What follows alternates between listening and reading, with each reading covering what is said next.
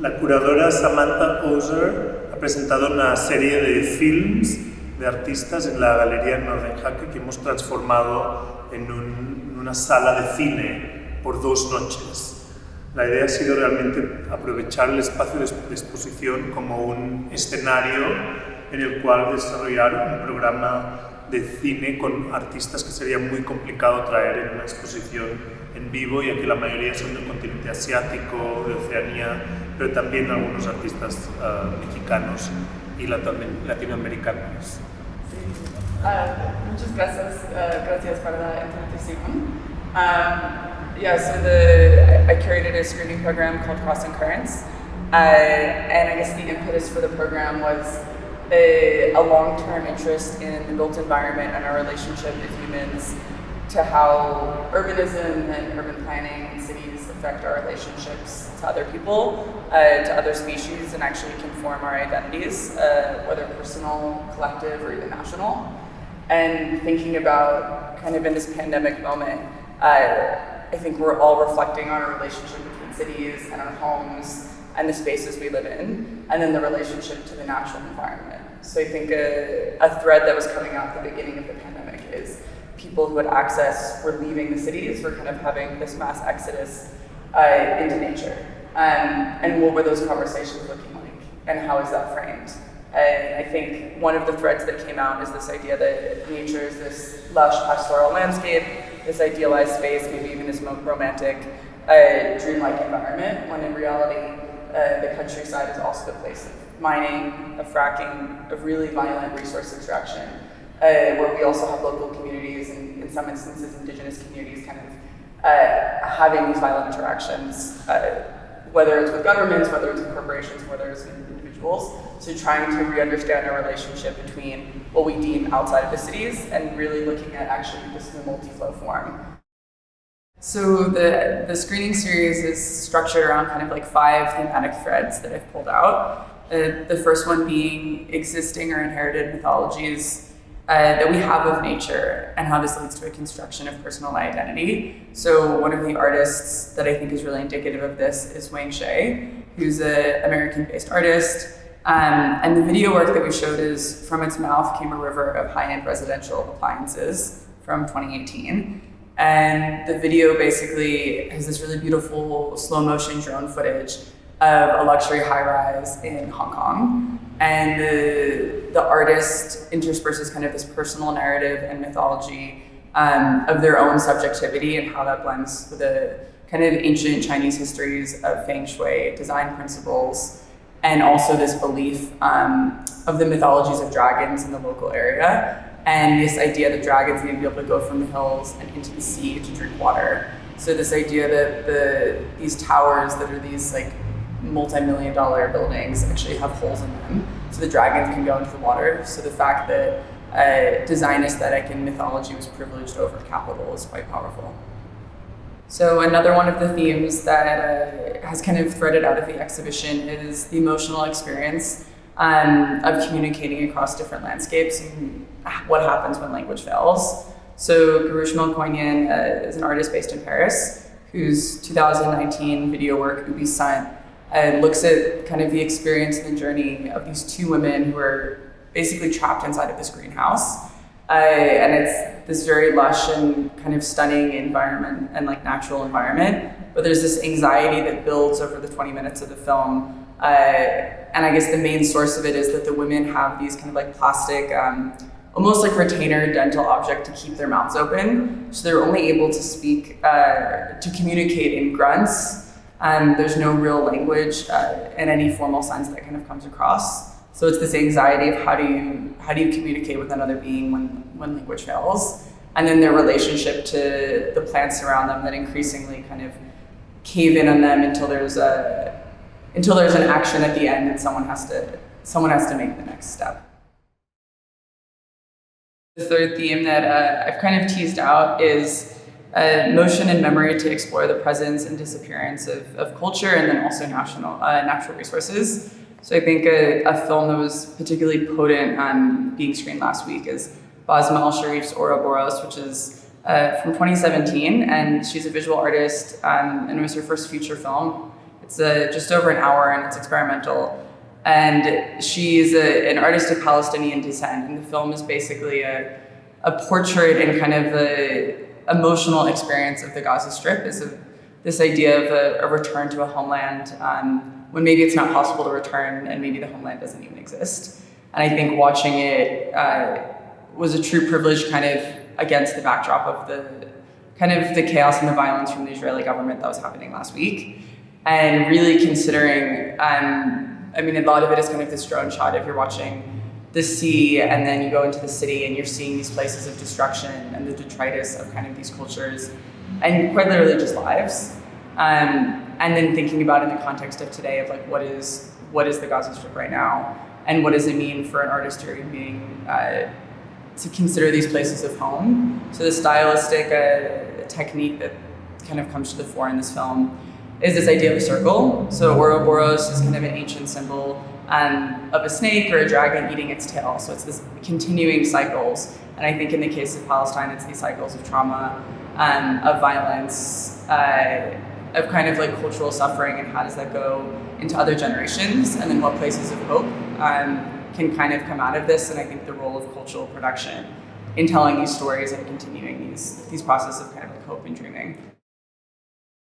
The fourth theme that is the screening series was structured around are the human and non-human actors whose labor and survival is directly influenced by resource extraction.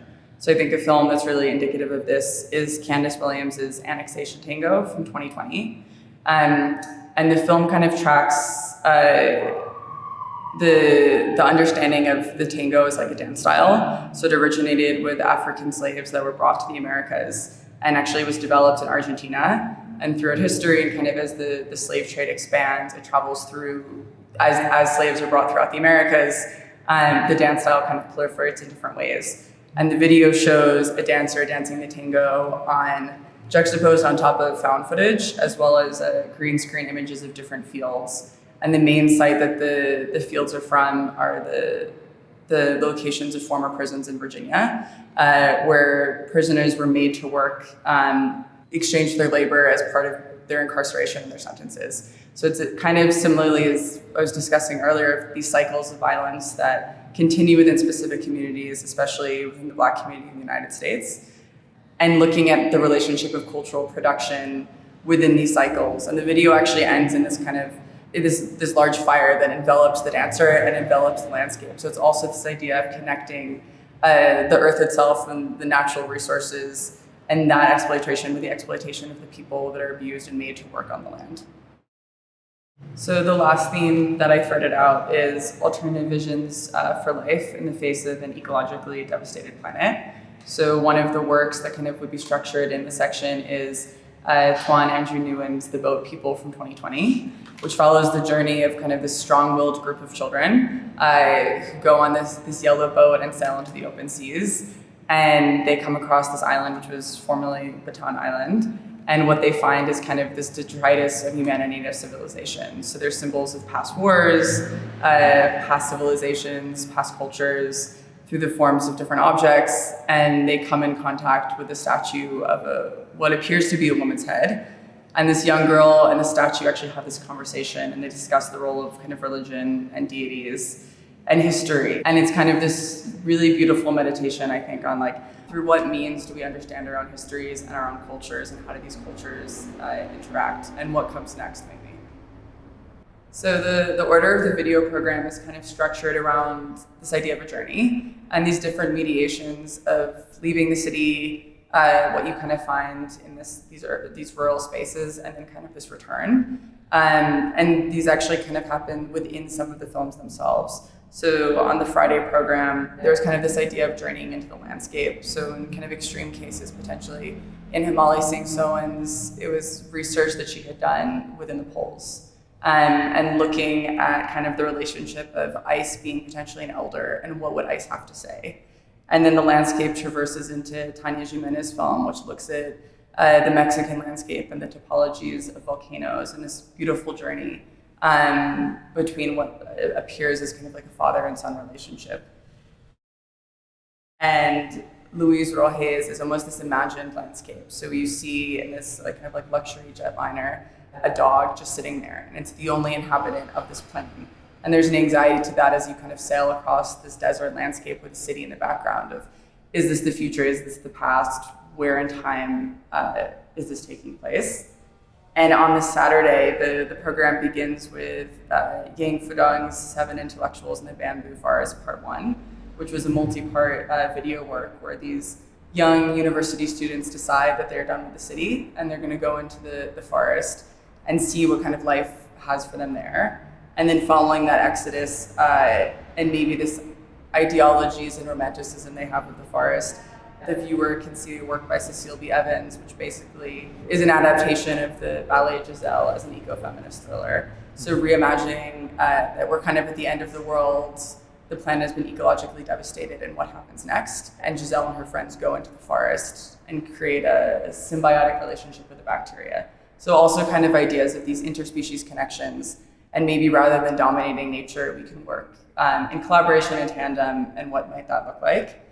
And another form of kind of violence within nature that can occur occurs in the video work by Caribbean Film Collective, which is an Indigenous collective based in Northwestern Australia. And the collective kind of formed as a way of documenting and protecting themselves, but then also as a way of storytelling and adding an element of magical realism within these narrated and scripted works based on specific experiences. And then we go into Lara Hertas Milan's film, which is kind of going through the jungles in Colombia and looking at the coca plant and kind of the histories of this plant as something that is mythologized and is really important for specific local and indigenous communities, but also has obviously caused so much violence politically and materially throughout the country. The next artist that we follow is Kalanji Kiahenda, who's an artist based between Angola and Portugal.